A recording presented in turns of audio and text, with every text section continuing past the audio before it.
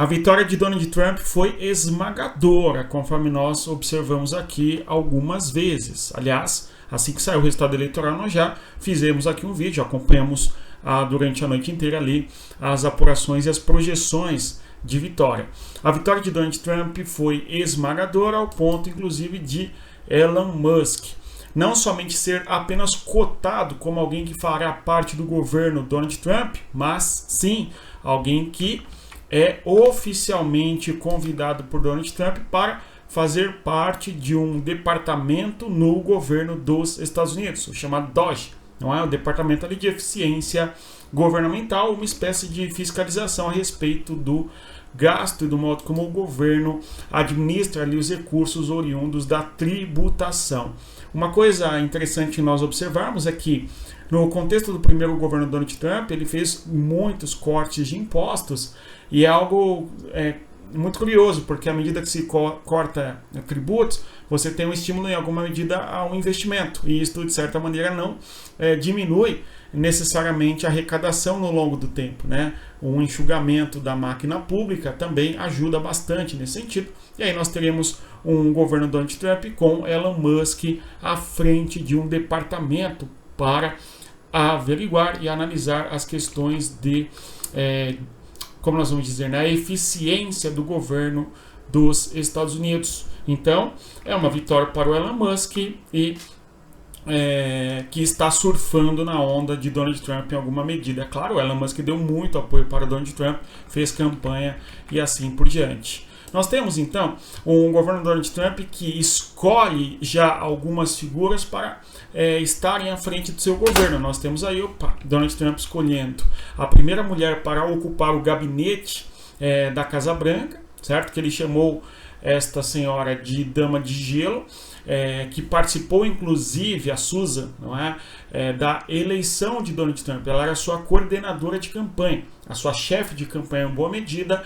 Esta moça, não é? Tem um histórico importante junto ao Partido Republicano, ajudando a eleger diversos representantes deste partido político, inclusive o Scott, ex-governador da Flórida, foi governador daquele estado, em boa medida graças ao trabalho da chamada Dama de Gelo por Donald Trump, né? Além disso, ela está na política desde a década de 80, quando ali, nos anos 80, ajudou no processo da campanha de Ronald Reagan, o candidato republicano que venceu 3 eleições em boa medida. Eleito em 1980, reeleito em 84 e fazendo seu sucessor o ex-secretário de Estado Bush pai, George Bush, que foi presidente, que não conseguiu se reeleger em 92, e aí nós tivemos ali a chegada ao poder da família Clinton, conforme nós sabemos. Então, o governo de Donald Trump já vai se formando. E antes de avançar, eu vou convidar você a conhecer a comunidade geopolítica para entender o mundo. O link está na descrição do nosso vídeo. Vem estudar geopolítica conosco e saber tudo que ocorre no tabuleiro da política global. Até aqui nós temos algumas curiosidades. Elon Musk, a Dama de Gelo, por exemplo, não é? Mas o que interessa bastante para a política externa dos Estados Unidos, nós temos 3 nomes importantes. Marco Rubio, que será, não está confirmado ainda, o seu secretário de Estado. Nós teremos também aí o Tom Homan, que ficará responsável pela fronteira, sobretudo aí envolve as questões da América Latina em especial, então tem a ver com a questão da política externa, não é? E também o nome que foi confirmado para estar ao lado do governo Donald Trump, o nome do Tom, que aliás é um crítico bem pesado à China, inclusive, conforme nós vamos observar. Mas antes de avançar, eu vou pedir a você que deixe o like, se inscreva no canal e também divulgue o nosso conteúdo das pessoas que gostam de geopolítica, tá? Mais ainda, você quer aprender geopolítica? Conheça a nossa comunidade, o link está na descrição do nosso vídeo. Dê uma olhada, venha estudar com a gente para aprofundar o seu conhecimento, aí saber muito mais sobre tudo que ocorre no tabuleiro da política internacional. Pessoal, então vamos aqui, observando, conforme estamos dizendo, certo? O Donald Trump anunciando alguns nomes aí para o seu governo.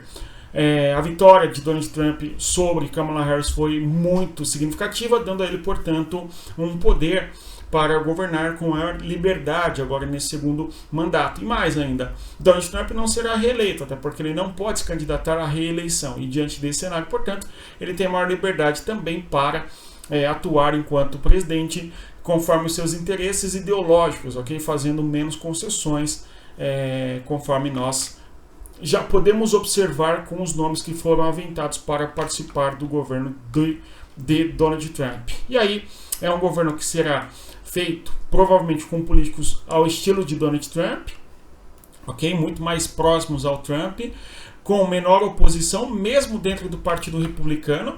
Nós temos que, no contexto do Partido Republicano, há algumas alas do Dick Cheney, por exemplo, ou mesmo da família Bush, que fizeram campanha contra o Donald Trump, né? Justamente porque nós temos o Donald Trump com certas pautas da classe trabalhadora, do trabalho, America First, ok? A política interna dos Estados Unidos, no que se refere ali, os Estados Unidos em primeiro lugar, a reconstrução econômica, coisa do gênero, não é? Então o Donald Trump tem, de certa maneira, sofreu uma oposição bem pesada dentro do próprio Partido Republicano. De modo curioso, até que o próprio vice-presidente de Donald Trump hoje, o J.D. Vance, fez críticas bem pesadas a Donald Trump ao longo do governo de Donald Trump, inclusive acusando o Donald Trump de coisas bem pesadas, mas depois acaba dizendo que estava errado, que não era bem assim e que o Trump tinha razão, né? E hoje é o vice-presidente Donald Trump. Por quê? A figura que eu quero mencionar com vocês é Marco Rubio, né? Que foi crítico muito severo a Donald Trump, né? Também, só que hoje está cotado para ser o secretário de Estado dos Estados Unidos.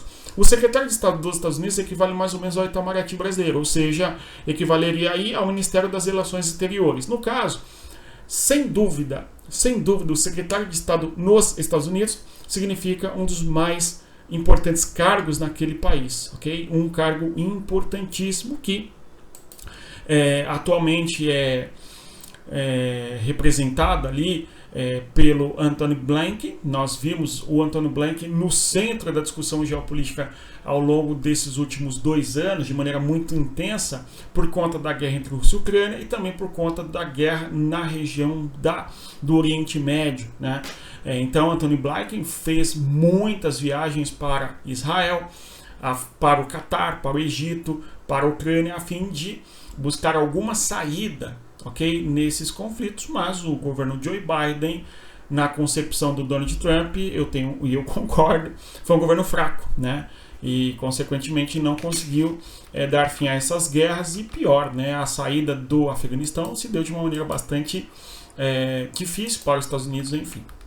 Então, cotado para ser secretário de Estado dos Estados Unidos, será Marco Rubio. Ele é atualmente senador pelo estado da Flórida, certo?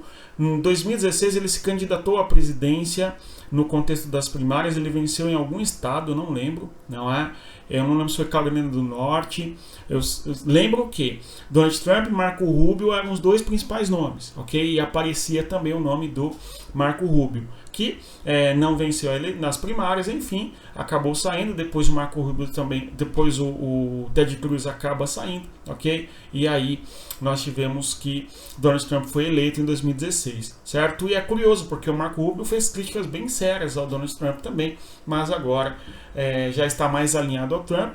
Tem pretensões de ser candidato à presidência, sim, no futuro, mesmo porque foi um nome forte no contexto do Partido Republicano ali em 2016, não é? Em 2020 ficou, não apareceu tanto, mas talvez em 2026, 28, aliás, apareça. Bom, Marco Rubio, a questão de Israel, é um defensor de Israel sob qualquer perspectiva, ok? Um defensor de Israel, perguntado ali sobre a questão das vítimas civis na faixa de Gaza, respondeu que a culpa é do Hamas, acabou, né? Sem meia conversa, sem meia palavra, a culpa é do Hamas e pronto, não é?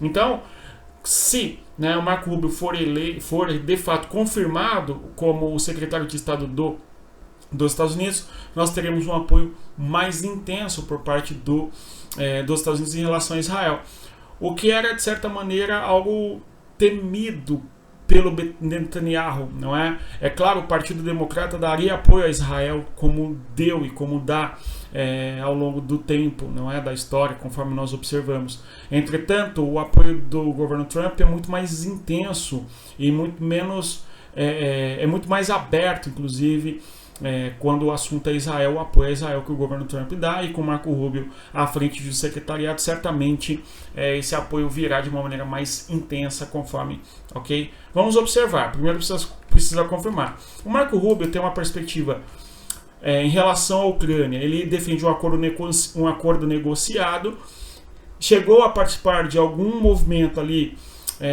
de senadores nos Estados Unidos contra alguns pacotes de ajuda dos Estados Unidos em relação à Ucrânia, o que coloca a Ucrânia sob muito alerta, muita atenção, né? Tem uma atenção especial para a América Latina, inclusive fez críticas bem pesadas ao Luiz Inácio Lula Satanás da Silva, né? E apoiou o Bolsonaro no Brasil. Isso é um dado importante também, né? Bem, agora, quem já foi confirmado é o secretário de Segurança Interna, o Mike Waltz, que também tem um pouco a ideia de que os Estados Unidos têm que repensar o modo como ajuda a Ucrânia, né? Então vai se cercando aí o gabinete, o secretariado de Donald Trump, que de certa maneira vai repensar o modo como os Estados Unidos devem apoiar a Ucrânia, tá? Vamos acompanhar isso no nosso canal todos os dias. Existe aqui o Diário de Guerra, às 18 horas nós temos todos os dias uma análise sobre o fronte de guerra, as questões diplomáticas da Rússia e Ucrânia, né? Este sujeito aí, ex-militar, acabou participando da guerra no Afeganistão, criticou muito severamente Joe Biden pelo modo como Biden sai do Afeganistão, né? E considera o apoio dos Estados Unidos à Ucrânia algo a ser pensado, né? Bom, o czar da fronteira, Donald Trump se referiu a ele dessa maneira, vai assumir aí o Departamento de Imigração e Alfândega. Uma curiosidade que eu acho importante nós termos clareza é que Tom Homan fez parte do governo Obama, ok? Depois fez parte do governo Trump. É uma sumidade quando o assunto é questão de alfândega e imigração. Aliás, o governo de Barack Hussein Obama fez um número bastante expressivo de deportações. Uma das maiores deportações da história dos Estados Unidos ocorreu, né, no âmbito ali do governo de Barack Obama, certo? Agora, uma das políticas complicadas do governo Trump na deportação ali de 2016, do governo de 2016, é a questão da separação entre familiares, ok? Filhos e pais, ok? É uma situação bem difícil, bem triste, para ser bem honesto. Bom, mas a questão é o migrante ilegal e não o migrante de maneira geral, como busca se vender por aí, né? Então tem que diferenciar. Às vezes eu acho que, não sei, o pessoal tem duas coisas. Tem a desonestidade, pura e simples, esse é um ponto. Mas tem também a dificuldade de entender que há uma diferença no substantivo quando você o qualifica com adjetivo, né? Então o migrante é uma coisa, o migrante ilegal é outra, né? São coisas diferentes, certo? Politicamente ser explorado por vigaristas, é claro. Porém, na prática, o objetivo é o imigrante ilegal cumprir as regras da migração legal, enfim, né? De qualquer maneira, vamos observar como vai se dar, até porque os Estados Unidos têm um número estimado ali em 45 milhões de imigrantes em 2019.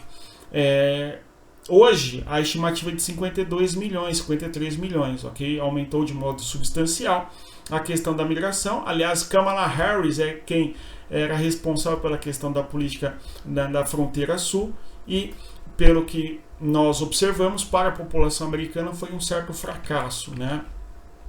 Agora, um outro nome aí, vamos observar a Elise Stefanik. Então, Stefanik foi nomeada já embaixadora dos Estados Unidos na ONU e ela tem um apoio a Israel bastante pesado, bastante significativo. Então, o apoio a Israel virá com força contundente no contexto do governo Donald Trump. Vamos observar como que será este governo. Agora, uma outra curiosidade é que o judeu nos Estados Unidos não vota no Trump. Nós vimos ali, inclusive nós analisamos este cenário no nosso canal, que 80% do eleitorado judeu nos Estados Unidos votou em Kamala Harris e não votou em Donald Trump, né? Por questões históricas, posição geográfica onde os judeus moram, sobretudo a elite, nos espaços urbanos, enfim, judaica, na comunidade judaica nos Estados Unidos, não vota no Donald Trump, nem no Partido Republicano, enfim, né? Bom, Suzy Willis, conforme nós já mencionamos, será chefe de gabinete da presidência, chamada Dama de Gelo, e teve uma importância muito importante na Flórida, conforme nós comentamos aqui, ok? Pessoal, no mais é isso. Se você chegou até aqui, eu agradeço a sua presença. Vou reiterar você que deixa o like, se inscreva no canal e divulgue o nosso conteúdo das pessoas que gostam de geopolítica. E mais ainda do que isso, conheça a nossa comunidade geopolítica para entender o mundo. O link está na descrição do nosso vídeo. Vem estudar com a gente, vem entender tudo que ocorre no tabuleiro da política global. Tchau, respeita a geografia, até mais.